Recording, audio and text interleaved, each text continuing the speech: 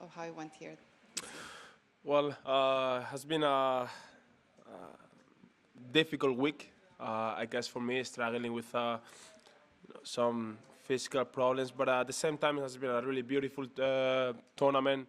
It is a privilege every time that I play this tournament, the best eight player of the world. So I try to take the most of of these matches.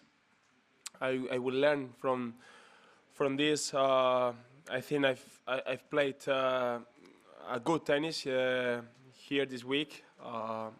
Today I faced one of the best players in the world, without a doubt, playing a really solid and great tennis. Uh, I was there, just a little bit, disappointed, but happy anyway to have played this tournament once again. Hi, Carlos.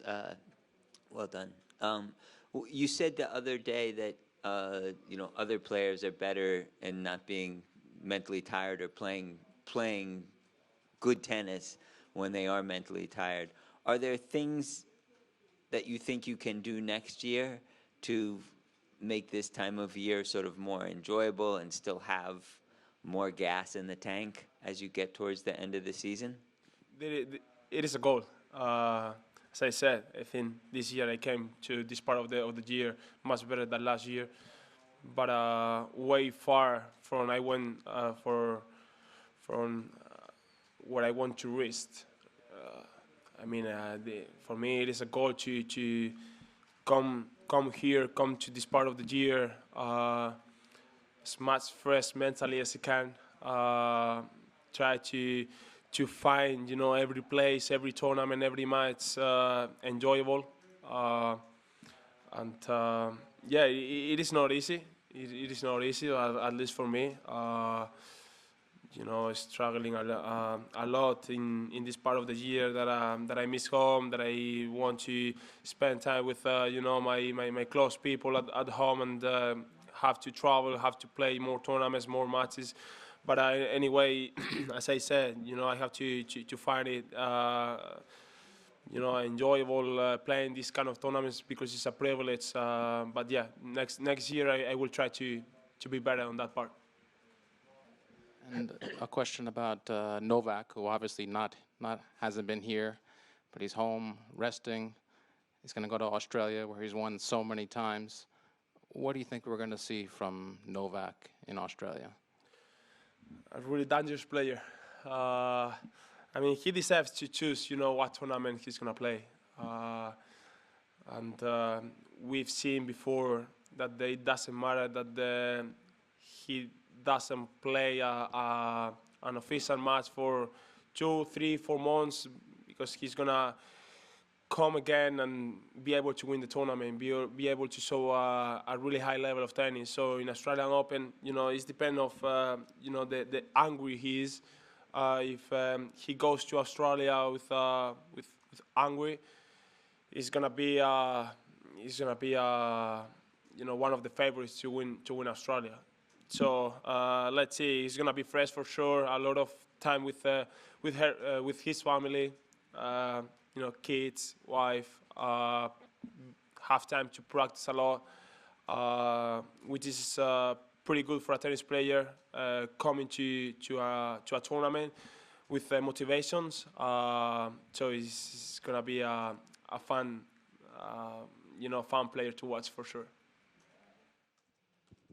Hello, Carlos. Sasha just told us that you are a total different player and even a total different person when it comes to the very important points of a match. And he mentioned the tiebreak today when you played some incredible points. And of course, we've seen earlier this season that you were able to do that. Can you tell us how you feel emotionally at this type of moments? And I guess you know that is an asset. How do you use it, and how do you explain that, this capacity that you have? Well, I'm happy to hear it, because I love the core thinking about the opposite thing, that in the difficult moments I'm not showing the best tennis. So thank you, Sasa. If you see this in the video, but yeah, I mean, I've played a lot of important moments during the season. You know, in a lot of matches. But I feel like, for example, today, yeah, the tiebreak I've played or I played, you know, really good points when I was 5-2 down, for example. But you know, at the same time, in the second set, when I had my chances, you know, 15-40, first out, you know, then 30-40, second ball out. So it was in those moments I feel like I'm not ready to put it in a battle or in some matches. I'm not. I have not. Let's say I'm not constant in those moments. Probably in some matches I've played an unbelievable points, unbelievable game, but in some other matches when the chances is there, I miss a lot. So I have to work on it. I have to work to be more consistency, and let's see. But yeah, I'm happy to know that I have to work on it, that I have to improve it. Let's see next year. Hello, Carlos. Of course, 2 title slams this year, youngest #1 in the world.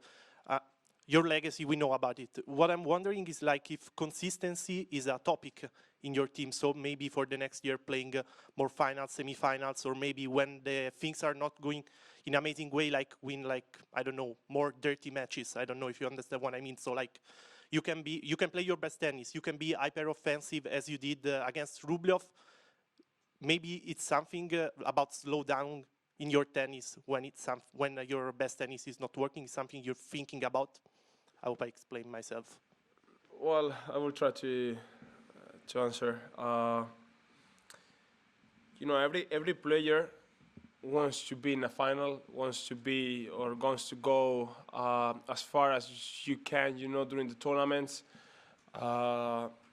This year, as I said, I've played great tournaments and really bad tournaments. So my goal at the end, if you know, to be there all the time. Every tournament that I'm gonna play, at least reach the semi-final, final, giving myself the chance to win the tournament.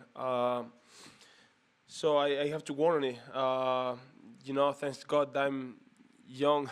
I'm still super young, so I have, or I hope to have, you know, many years to get that.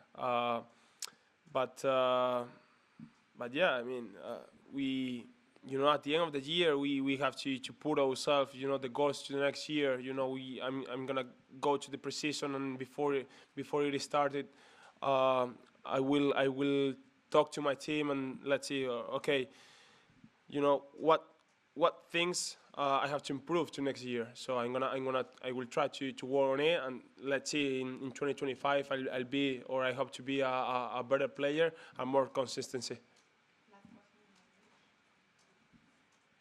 Carlos, thanks for this season, for emotions. Sasha leads 6-5 in head-to-head with you. What makes him so difficult for you? Well, it is difficult to play against a player who has a really big serve, and you know, from the best line is really tough, really solid. You feel like when you're serving, you feel an extra pressure because it's almost he puts every return in. He makes you play long rallies, and then when you're returning, he's able to do it. You know, game with 4 big serves. So you playing with an extra pressure. Let's say when you're playing against this kind of players. It's you know, it's really tough, and you know, even tougher when he has a lot of confidence. Probably you know, every player has their